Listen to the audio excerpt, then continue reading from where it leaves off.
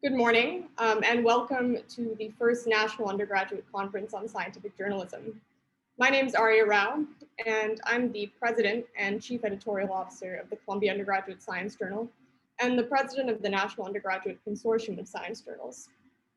Today, we brought together hundreds of student scientists and 20 undergraduate research journals to discuss science research, science communication, and everything in between. I say everything in between because there is a gap between how science is done and how science is communicated. Closing that gap is to start to solving so many of the problems we face in the world today. So I'd like to start by asking you a rather simple question, but one that I think is fundamental. What is science? Now, at the beginning of the presentation, I showed you guys a link.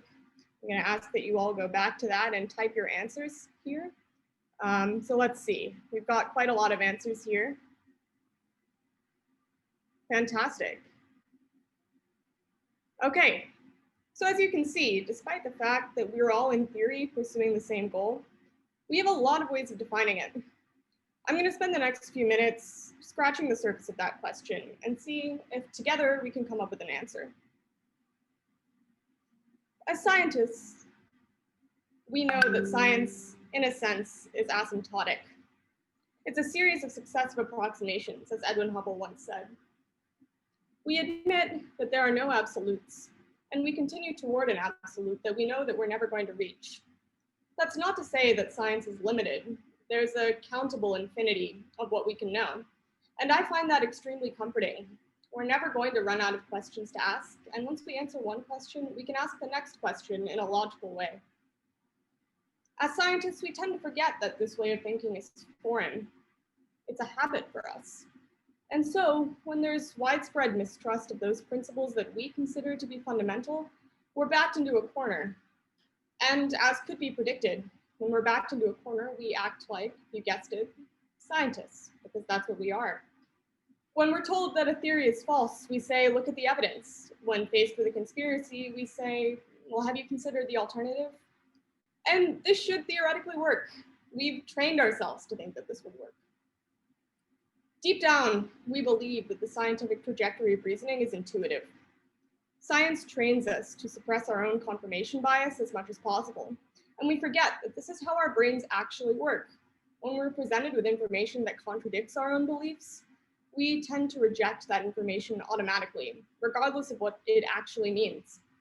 And now that we found ourselves in a sort of war on science, we're unconsciously following that same trend. When we're told that science is false, we hold ever more tightly to the belief that science is correct, that science is valid, that the others are just wrong. Something that struck me during this pandemic is the push to believe in science. I've seen it on social media, on bumper stickers, you name it. I suspect that this is something we felt long before the misinformation surrounding the COVID-19 pandemic began. And I wonder when science became something that we believe in, something that we need to have faith in. I think these seeds of mistrust of the scientific community were planted long ago. As scientists, if we were asked simply to believe every piece of scientific information that's published, we'd be very confused. We'd contradict ourselves with no other rationale than belief. And that's not an effective system in the public or within the scientific community. We should focus on the process, not the results. And we mustn't simply have faith in the process. We must always look for ways that our process is flawed. We must always seek to improve. And we must do so realizing that we will always have a countable infinity of possible improvements, that our process will never be impeccable, no matter how much we strive.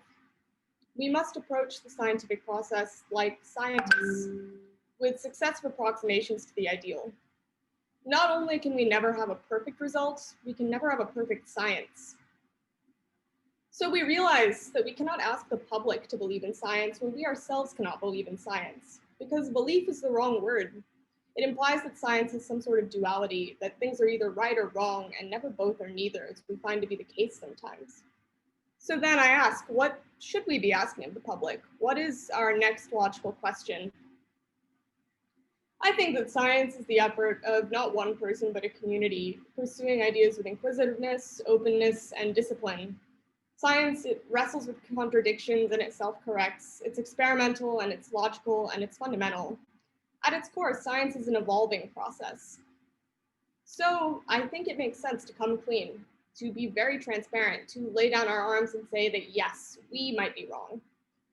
And that means holding ourselves to a higher standard. It means that even at the undergraduate level, we should take every care to engage in a thorough ethical review of science. We should communicate our processes through every means possible, using the same standards that we set for ourselves in research in communication as well. Only then will we not have to hype up science, because theoretically science will hype itself up. When we make our scientific process understandable and accessible, we're doing more than countering misinformation. We're getting the public in the habit of science. We're making the countable infinity a wondrous thing for everyone. And when more people are asking questions, that countable infinity becomes more visible to us. And that's a beautiful thing. I'd like to end by showing you guys the scope of some of the questions that we'll discuss today. Here, if you'll give me a second, is a map that shows where everyone at today's conference comes from. 500 people spanning 34 countries, and that's just incredible. We can really have a grassroots scientific movement, because if every person helps just one other person appreciate the scientific process, we'll have a scientific reckoning like no other. There are a lot of problems in the world today. There's a raging pandemic, burning forests, melting ice caps, world hunger, drought, and the list goes on, and it's really daunting. I don't mean to be morbid, but in every case, even the less obvious ones, it's up to scientists to tackle that countable infinity and make the world a bit better with every question that we ask. Everyone here today, we're the scientists of tomorrow. And it's my hope that when the responsibility falls on our generation to drive progress, we do so by thinking and acting like scientists. Before we dive into our first panel, I'd like to shout out a couple of people who made this conference possible.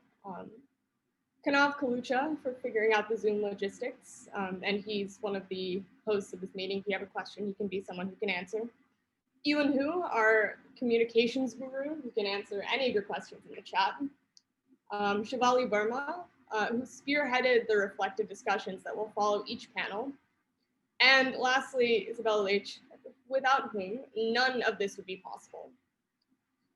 I'm going to now hand this off to Jason Mohabir, the former president of the Columbia Undergraduate Science Journal and the moderator for our first panel, The Effective Consumption of Research. If you have any questions throughout the day, feel free to enter them in the chat. One of us will always get back to you.